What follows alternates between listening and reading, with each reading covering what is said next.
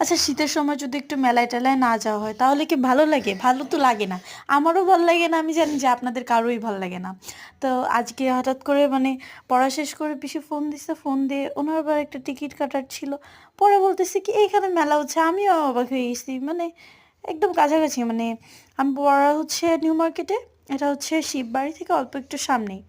তো এখানে জিনিসপত্র দেখতেছিলাম সবই হাতে তৈরি জিনিস, যেমন হচ্ছে এই যে দেখা যাচ্ছে এগুলো মাটির তৈরি, এগুলো খুব সুন্দর কিউট কিউট, মানে যে আতা ফল সুন্দর মাটি দিয়ে বানানো বিভিন্ন ধরনের ফল দেখতেছিলাম, এবং সবগুলোই হচ্ছে হাতের তৈরি জিনিস।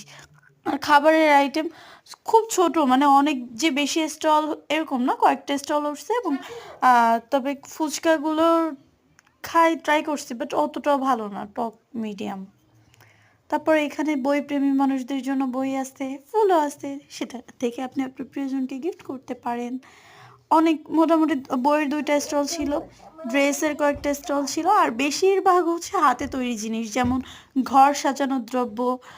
তারপরে এই যে হচ্ছে টকগুলো দেখাই দিচ্ছিলাম, টক ভালো ছিল না আসলে, আমরা তো ফুচকা